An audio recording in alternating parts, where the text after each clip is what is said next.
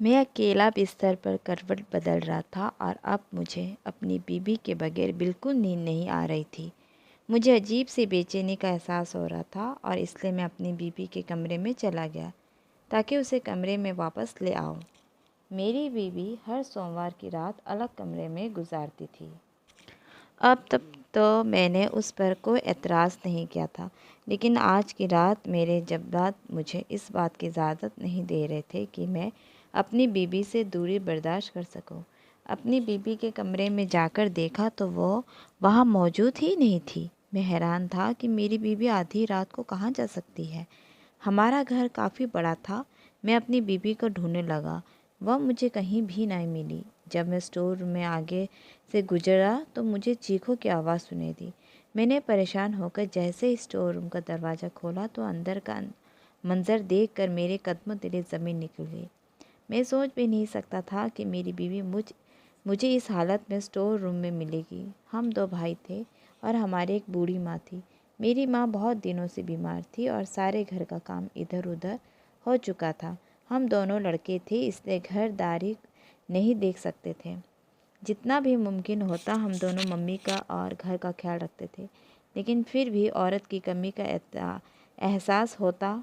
एक औरत जिस तरह से घर संभाल सकती है, हम दो भाई मिलकर भी इस तरह घर नहीं संभाल पाए थे।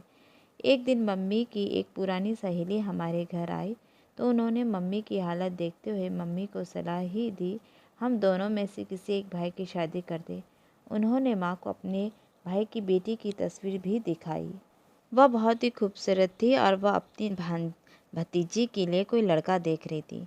मम्मी को पहली नज़र में वह लड़की बहुत पसंद आ गई। मम्मी की सहेली उस लड़की की बहुत तारीफ़ कर रही थी कि उसकी भांजी सुमन घर बहुत अच्छी तरह संभालती है, घरदारी में बहुत ही होशियार है, आप लोगों को किसी भी तरह की शिकायत का मौका नहीं देगी।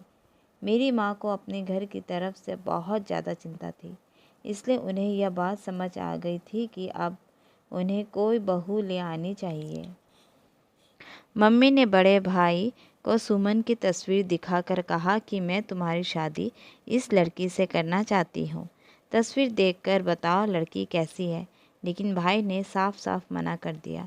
उन्होंने कहा कि वह किसी गरीब लड़की से शादी करेंगे क्योंकि वह खुद भी बहुत सज्जन थे और वह शादी पर कोई दहेज भी नहीं लेना चाहते थे, बल्कि सब कुछ खुद ही सेट करना चाहते थे। इसलिए फ़िलहाल वह शादी करने के लिए राज़ी नहीं थे। मम्मी ने सुमन की तस्वीर मुझे दिखाई और कहा, तुम्हारा भाई तो शादी के लिए राज़ी नहीं, अगर लड़की तुम्हें पसंद हो तो तुम्हारी शादी की बात चलाई जाए। सुमन मुझे पहली ही नज़र में पसंद आ गई। बिल्कुल वैसी थी जैसी लड़कियां मुझे पसंद थी। भाई की तरह मैं भी बहुत अच्छी नौकरी करता था, इसलिए मम्मी ने सोचा कि वह भाई की जगह मेरी शादी करवा देती है। सुमन बहुत ही पढ़ी लिखी और अच्छे ख़ानदान से थी। उसके पिता का अपना कारोबार था। उनके हालात हमसे बहुत अच्छे थे। जब मम्मी सुमन के घर रिश्ता लेकर गई तो मम्मी को लगा कि सुमन के घर वाले इस रिश्ते के लिए इनकार कर देंगे, लेकिन सुमन के घर वालों ने मेरी मम्मी को बहुत ज़्यादा इज्जत दी और रिश्ता भी एक्सेप्ट कर लिया। हमारे घर की तरफ यह पहली खुशी थी। पापा के मरने के बाद तो हमने खुशियाँ मनाना ही छोड़ दी थी। मम्मी भी अपनी बीमार को भूलकर शादी की तैयारी में मगन हो गई थी। बेटे के सिर पर सेहरा सजाने का अरमान उनकी आंखों में चमक रहा था। देखते ही देखते मेरी शादी का दिन आ गया। जब मैं कमरे में दाखिल हुआ तो उसका खूबसूरत चेहरा देखने के लिए मैं बेताब हो रहा था। सुमन घूंघट डाले बैठी थी और मेरा ही इंतज़ार कर रही थी। मैंने सुमन को शादी का तोहफा दिया और उसका खूबसूरत चेहरा देखने लगा। वह किसी हसीन मूरत जैसी थी। उसकी खूबसूरत मेरे ज़बान पर काबू कर पाई। मैंने अचानक से ही सुमन के हाथों को चूम लिया। वह खामोश सी घबराई हुई बैठी थी। मेरी इस हरकत कर खुद से सिमट गई बेचारी। मुझे उसका शर्माना भी अच्छा लगा था। मैंने उसे अपनी बाहों में भर लिया और अपनी मोहब्बत उस पर लुटाने लगा। उसका नाजुक सा वजूद मेरे जज्बात के तूफान के आगे लम्हों में ही देर हो गया। सुमन ने खुद को पूरी तरह मेरे हवाले कर दिया था। शादी की यह रात मेरे लिए बहुत ही खूबसूरत थी। सुमन के रूप में मुझे एक बेहतरीन जीवन साथी मिल गई थी। वह भी मेरी तारीफ़ करती थी। अगले दिन सुमन अपने घर चली गई और मैं सारा दिन बेचैनी से उसकी वापस आने का इंतज़ार करता रहा। मेरे बड़े भाई ने मेरी हालत देखा तो मेरा मजाक उड़ाने लगा। उनकी बात पर मैं शर्मिंदा हो गया। वो तो कहने लगे कि अच्छी बात है, तुम्हें अपनी पत्नी का इसी तरह ख्याल रखना चाहिए। रात को जब सुमन लौटी तो मैं उसके साथ कमरे में आ गया और अपनी बेताबी का इंतज़ार करने लगा। मेरी बात सुनकर वह मुस्कुरा उठी और मैं फ़ौरन ही उसे अपने बाहों में समेट लिया। मेरी और सुमन की शादी को 5 दिन ही गुजरे थे कि सुमन ने सारे घर की जिम्मेदारी उठा ली। वाकई मैं तो घरेलू कामकाज में बहुत अच्छी थी। मम्मी तो सुमन के कामकाज और उसकी जिम्मेदारी से इतनी खुशी हुई कि उन्होंने सारे घर की जिम्मेदारी खुशी खुशी सुमन के हवाले कर दी। भाई सुमन के सामने आने से कतराते थे। वह सुमन से पर्दा करने की कोशिश करते थे और अपनी नज़र झुकाए रहते। अपने सारे काम ही खुद कर लिया करते थे। सुमन से कोई काम नहीं करवाते थे। सुमन भी घर के माहौल में पूरी तरह घुल मिल गई थी और अब जाकर मम्मी को भी आराम और सुकून हासिल हुआ था। सुमन घर के कामों के साथ साथ मुझे भी पूरा समय देती। वह मुझे हर रात इस कदर मोहब्बत देती थी कि मैं उसका दीवाना हो जाता। हर जाते दिन में के साथ मेरा और सुमन का रिश्ता मजबूत होता चला गया। हमारी शादी को 2 हफ्ते होने वाला था, लेकिन एक रात अचानक ही सुमन ने अपना तकिया उठा लिया और कहने लगी कि आज रात को अलग कमरे में सोऊंगी। मैं हैरानी था कि सुमन को अचानक ही क्या हो गया। मैंने उससे पूछा, क्या हुआ?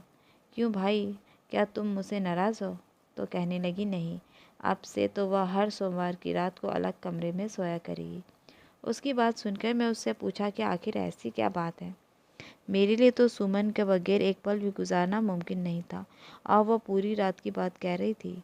मेरा उतरता हुआ चेहरा देखकर सुमन कहने लगी कि आप परेशान ना हो।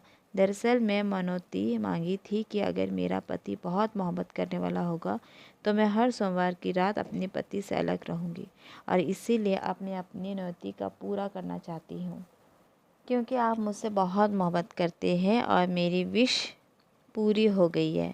मैंने कहा कि अगर ये तुम्हारी मनौती है तो मुझे कोई एतराज़ नहीं है, लेकिन हमारी गैर मौजूदगी मेरे लिए नाकाबिले बर्दाश्त है। मेरी बात सुनकर वह कहने लगी कि उसके लिए भी मेरी जुदाई बर्दाश्त करना कोई आसान बात नहीं है, लेकिन हम दोनों एक ही घर में हैं और मैं बस एक ही रात अलग गुजारा करूँगा।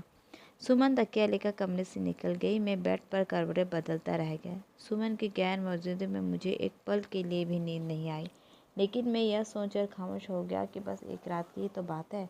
उसने उसने सारे हफ्ते मुझे बहुत प्यार किया था। मैं एक रात तो उसके बगैर अकेला गुजार ही सकता था। अगली सुबह जब सुमन कमरे में आई तो मुझे उसका चेहरा कुछ उतरा हुआ सा लगा।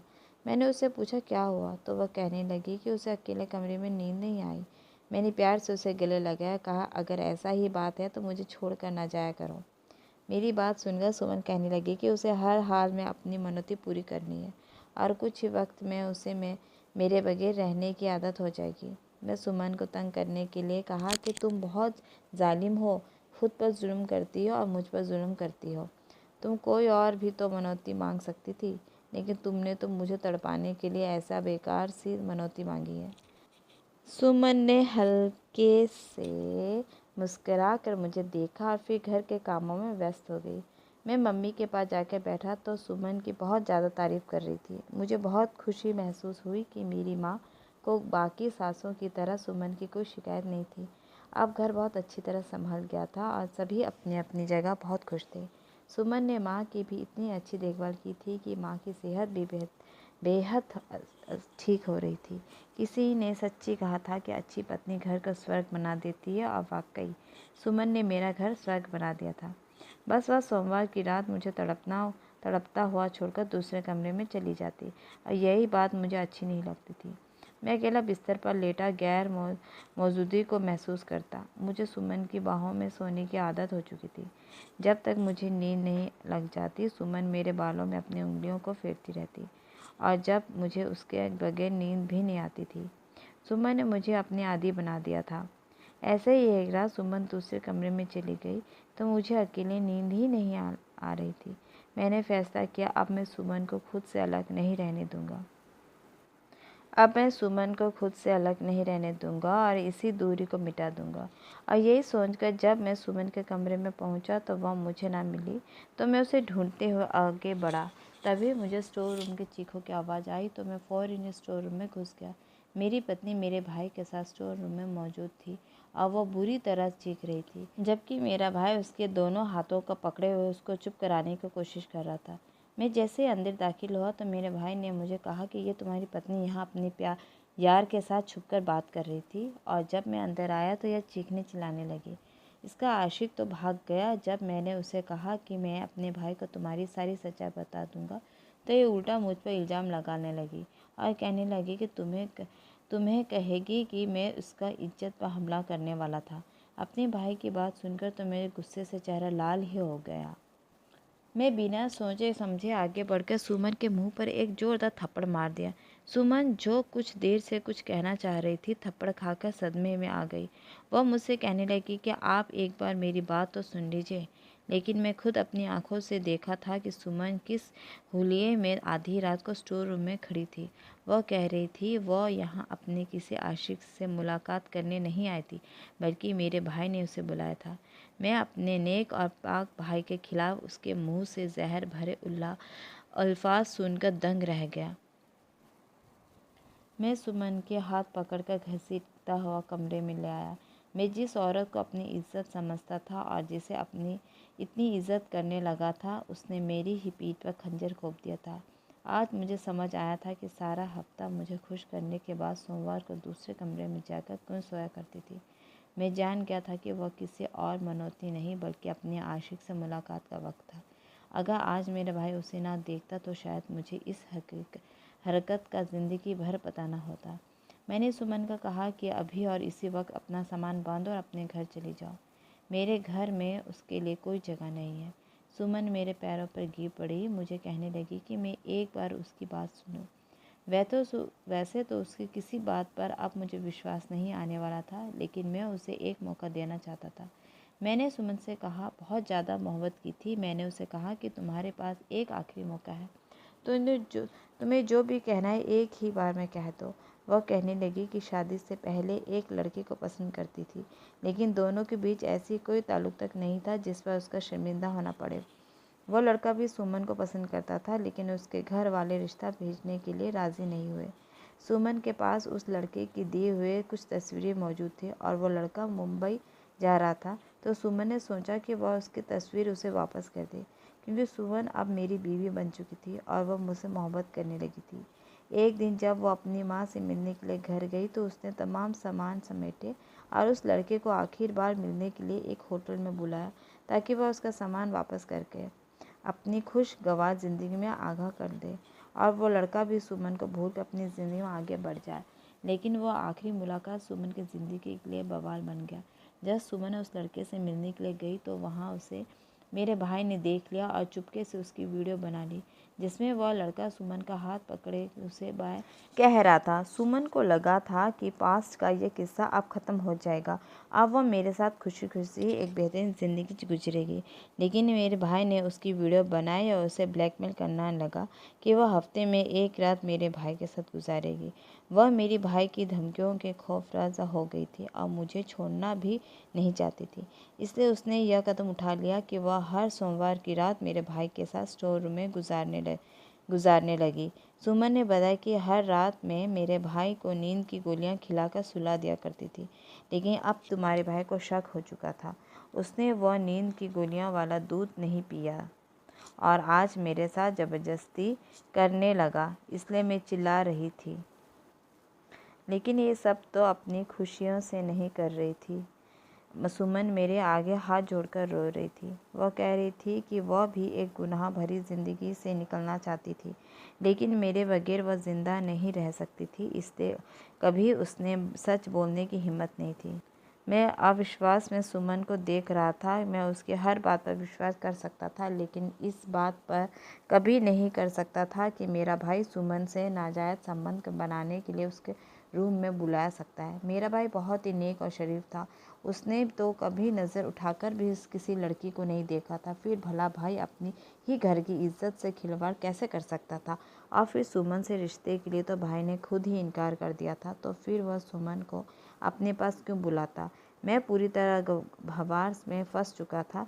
सुमन के आंसू उसकी सच्चाई को गवाही दे रही थी और मैं अपने भाई के किरदार के गुना गवाही दे सकता था। मैं सिर पकड़कर बैठ गया। मुझे कुछ समझ नहीं आ रहा था। मैं सुमन का साथ कोई गलत इंसाफ नहीं करना चाहता था, लेकिन मैं एक ऐसी औरत को विश्वास की निगाह में भी नहीं रख सकता था जो मेरे भाई के किरदार पर उंगली उठा रही है। मैंने उसे कहा कि फ़िलहाल वह अपने घर चली जाए और कुछ दिन वहीं गुजारे। मैं ठंडे दिमाग से इस मामले पर गौर करूँगा, फिर कोई फ़ैसला करूँगा।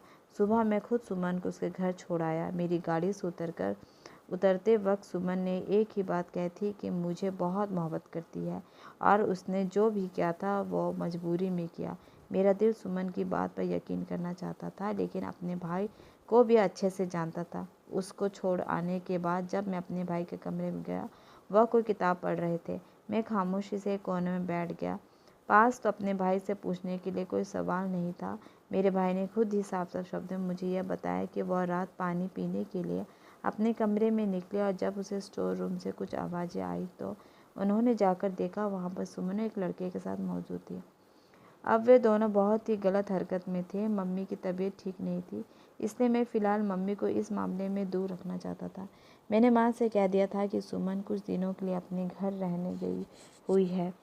दिन कुछ धीरे धीरे गुजर रहे थे। मैं पूरी तरह उलझा गया था। दफ्तर में भी किसी काम में मेरा दिल नहीं लगता था। मेरे भाई ने मुझे कहा कि मुझे सुमन को तलाक दे देनी चाहिए, क्योंकि वह उस औरत जैसे घर बसाने वाली नहीं होती। लेकिन मैं अपना और सुमन का रिश्ता ख़त्म करने के लिए बिल्कुल राज़ी नहीं था। सुमन मुझे रोज़ फ़ोन करती। मैं उसका फ़ोन तो उठाया करता, लेकिन उससे ढंग से बात नहीं करता। मेरे दिल में एक गांठ पड़ चुकी थी सुमन की तरफ से। सुमन मुझे कहती, तुम्हारा भाई अच्छा आदमी नहीं है, वो तुम्हें बर्बाद कर देगा। उसकी बात सुनकर मुझे और भी गुस्सा आ जाता और मैं फ़ोन कर देता। मेरे इतने नेक शरीर भाई पर इल्ज़ाम लगाती तो मेरा बर्दाश्त से बाहर हो जाता। मुझे अपने भाई पर पूरा भरोसा था। भाई मुझ पर रोज़ दबाव डालने लगा कि सुमन को तलाक दे दो, वह अच्छी औरत नहीं है। भाई कहने लगा, अगर तुमने मेरी बात नहीं मानी तो मैं माँ से बात करूँगा। मैं भाई से हाथ थोड़ा समय मांगा। मैंने 3-4 दिन सोच विचार गुजार किए और सुमन को तलाक दूंगा या उसे पत्नी के रूप में फिर से स्वीकार कर लूँगा। और फिर मैं इस नतीजे पहुँचा कि सुमन आखिर गलत ही है। उसने खुद अपने मुंह से कबूल किया है कि किसी और लड़के के साथ उसके संबंध थे। तो क्या भरोसा उस दिन वो लड़का उससे मिलने आया हो और वह हर सोमवार की रात सुमन ने मिलने का वादा किया हो। बंद कमरे में पता नहीं सुमन और वो लड़का क्या क्या करते होंगे। सोच सोच कर मुझे घिन आने लगी। सुमन ने मुझे नफरत महसूस होने लगी थी। और फिर मेरे भाई ने भी तो बताया था कि उन्होंने अपनी आंखों से सुमन को बहुत ही गलत हरकत में उस लड़के के साथ देखा था। और फिर मैं इस नतीजे में पहुंचा कि मुझे सुमन को तलाक दे देना चाहिए। मैं फैसला करके सोने की कोशिश करने लगा, लेकिन आंखों में नींद नहीं आ रही थी। मुझे सुमन से टूट टूट कर मोहब्बत हो गई थी। दिल बहुत ज़्यादा बेचैन हो रहा था, लेकिन मैं एक कद किरदार औरत को अपनी पत्नी नहीं बना सकता था। लेकिन कुदरत को शायद कुछ और ही मंजूर था। उस रात जैसे जैसे मुझे नींद आई, सुबह सोकर उठा, तैयार होकर ऑफिस गया था कि मेरी मम्मी का फ़ोन आ गया। बहुत ज़्यादा घबराहट हुई और रो भी रही थी। मम्मी के रोने से मुझे बहुत ज़्यादा परेशान हो गया। मैंने पूछा, मम्मी क्या बात है, अब इतनी परेशान क्यों है? मम्मी ने बताया कि तुम्हारे भाई का एक्सीडेंट हो गया है, वह बहुत ही सीरियस कंडीशन में अस्पताल में एडमिट है, तुम जल्दी से हॉस्पिटल में ही पहुंचो। मम्मी ने मुझे हॉस्पिटल का एड्रेस बताया और फ़ोन रख दिया। मैं जल्दी हॉस्पिटल पहुंच गया। भाई की कंडीशन बहुत ही सीरियस थी। मम्मी का रो रो का बुरा हाल था। मैंने मम्मी को दिलासा दिलाया और डॉक्टर से बात की। डॉक्टर ने मुझे बताया कि तुम्हारे भाई के बचने की बहुत कम चांस है। गाड़ी का ब्रेक फेल होने की वजह से भाई का एक्सीडेंट हुआ था और भाई के सिर पर गहरी चोट आ गई है। उनकी रीढ़ की हड्डी टूट गई है। भाई होश में नहीं थे। डॉक्टर पूरी कोशिश कर रहे थे कि भाई ठीक हो जाए। थोड़ी देर में डॉक्टर बाहर आए, कहा कि पेशेंट को होश आ गया है, वह सूरत और सुमन को अपने पास बुला रहे हैं। मैं जल्दी से आगे बढ़कर डॉक्टर पास गया। डॉक्टर साहब, मेरा भाई ठीक तो हो जाएगा ना? डॉक्टर ने निराश भाव से कहा, देखिए चोट बहुत ज़्यादा गहरी है, उसके बचने की बहुत कम उम्मीद है। लेकिन होश में आते ही उन्होंने सूरज और सुमन का नाम लिया था, तो प्लीज़ आप लोग उनसे मिला दें। लेकिन उसकी कंडीशन बहुत सीरियस है, बहुत ज़्यादा देर बात नहीं करनी है। भाई ने मेरा नाम लिया था तो ठीक था, लेकिन भाई ने सुमन का नाम क्यों लिया था? आखिर भाई इस कंडीशन में सुमन से क्यों मिलना चाहते थे? फिलहाल सुमन तो अभी यहाँ नहीं थी, तो मैं भाई के पास चला गया। मुझे देखकर भाई की आंखों में आंसू आ गए। भाई बोले, प्लीज़ सूरज, सुमन को भी साथ लेकर आओ, मुझे तुमसे और सुमन से कुछ ज़रूर बात करनी है। भाई ठीक से बोल भी नहीं पा रहा था, उनका पूरा सर पट्टियों में लिपटा हुआ था। भाई की हालत को देखते ही मैं जल्दी से सुमन को लेने पहुंच गया। सुमन मुझे देखते ही खुश हो गई, लेकिन जैसे ही उसने भाई के एक्सीडेंट की खबर सुनी तो वह परेशान हो गई। मैंने कहा कि तुम्हारे भाई याद कर रहे हैं, जल्दी चलो। हम दोनों भाई के पास पहुंचे तो मुझे और सुमन को एक साथ देखकर भाई ने हाथ जोड़ लिए। भाई बोले, सुमन, मैं तुम्हारा गुनहगार हूँ, मुझे माफ़ कर दो, नहीं तो मरने के बाद मेरी आत्मा को चैन नहीं मिलेगा। मेरी आत्मा यूं ही तड़पती रहेगी। फिर मुझसे बोले, सुमन बेकसूर है। उस दिन सच में वह उस लड़के के आखिरी बार मिलने गई थी और मैं ऐसे मोमेंट पर वीडियो बना ली जो कि आपत्तिजनक लगी थी। सुमन तुम्हारे साथ एक नई जीवन की शुरुआत करना चाहती थी और उस लड़के को हमेशा के लिए बाय बोलने गया था। लेकिन ये वीडियो दिखाकर मैंने सुमन को ब्लैकमेल करना शुरू कर दिया। मैंने सुमन को दबाव डाला कि हफ्ते में एक रात तुम्हें मेरे साथ बिताना पड़ेगा, नहीं तो ये वीडियो वायरल कर दूंगा, अपने भाई को दिखा दूंगा और अपनी माँ को भी दिखा दूंगा। सुमन बहुत ज़्यादा डर गई थी। वह मेरे मिन्नतों करने लगी, प्लीज़ ऐसा मत करो, मैं सूरज के साथ अपने जीवन की नई शुरुआत करना चाहती हूँ। सूरज बहुत ही अच्छा इंसान है, मैं उससे मोहब्बत करने लगी हूँ और सूरज भी मुझसे बहुत मोहब्बत करता है। लेकिन मैंने सुमन की एक न सुनी। सुमन मजबूर हो गई थी, वह किसी भी हालत में तुमसे दूर नहीं होना चाहती थी। उसने मेरी बात मान ली और बोली कि हर सोमवार की रात मैं तुम्हारे साथ ही रहूँगी। इस तरह हर सोमवार की रात सुमन मेरे पास आती थी, लेकिन सुमन मुझे एक गिलास दूध पिलाती थी और मुझे नींद की गोलियां मिला देती थी, जिससे मुझे नींद आ जाती थी और मैं सो जाता था। एक दिन मुझे शक हो गया तो मैं दूध नहीं पिया। सुमन मुझसे बचने के लिए स्टोर रूम में घुस गई थी। मैं भी उसके पीछे पीछे स्टोर में चला गया था। मुझ पर वह सुमन जुनून सवार था। मैं सुमन को हर हाल में हासिल करना चाहता था। मैं उसके साथ ज़बरदस्ती करने लगा। अब वह मुझसे बचने के लिए चिल्लाने लगी। तभी तुम वहाँ आ गए थे और फिर मैंने सुमन की ही इल्ज़ाम लगा दिया था। हालांकि सुमन की शादी मुझसे ही होने वाली थी, लेकिन मैंने उस समय मना कर दिया था। लेकिन जब बाद में मैंने सुमन को देखा तो मैं उसका दीवाना हो गया। मुझे तुमसे भी नफ़रत होने लगी थी कि इतनी सुंदर पत्नी जो मेरे हिस्से में आनी थी वह तुम्हें मिल गई थी। जब सुमन को मैं हासिल नहीं कर सकता था, तुम पर दबाव बनाने लगा कि तुम सुमन को तलाक दे दो। अगर सुमन मेरी नहीं हो सकती तो वह तुम्हारी भी नहीं हो सकती। मैं तुम दोनों को गुनाहगार हूँ, प्लीज़ मुझे माफ़ कर दो। शायद मेरी गलत कर्मों की वजह से ही भगवान ने मुझे ऐसी सज़ा दी है। अगर तुम लोग मुझे माफ़ कर दोगे तो मरने के बाद मेरी आत्मा को शांति मिल सकती है, नहीं तो मेरी आत्मा यूं ही तड़पती रहेगी। मैं सदमे से भाई की बातें सुन रहा था और मैं अपने भाई को कितना शरीफ समझता था, भाई अंदर ही अंदर। लेकिन ये समय उन सब बातों को सोचने का नहीं था। जो कुछ हुआ बहुत गलत हुआ था। सुमन ने भी सबसे पहले भाई को माफ़ किया। कहने लगी कि मुझे आपसे कोई शिकायत नहीं है। जो इंसान अपनी गलती को मानकर पश्चाताप करे और माफ़ी मांग ले, वह इंसान तो महान होता है। मैंने आपको माफ़ कर दिया। सुमन के कहने पर ही मैंने भी भाई को माफ़ कर दिया था। हम दोनों के माफ़ करते ही भाई ने आखिरी सांस ली। किसी के जाने से ज़िंदगी की रफ्तार नहीं रुक जाती है, ज़िंदगी अपनी रफ्तार से ही चलती रहती है। भाई के जाने का दुख तो था, लेकिन धीरे धीरे समय ने भाई के गम को भुला दिया था। मैं और सुमन एक साथ बहुत ही प्यार से रहने लगे थे। जब सुमन मुझ पर अपनी प्यार की बारिश करती तो मन में कहीं ना कहीं पश्चाताप होता था कि मैंने सुमन पर शक किया था। लेकिन अब सुमन मेरे दिल की रानी है और मैं उसकी आंखों से कभी भी आंसू नहीं आने दूंगा। मेरा आपसे वादा है। धन्यवाद।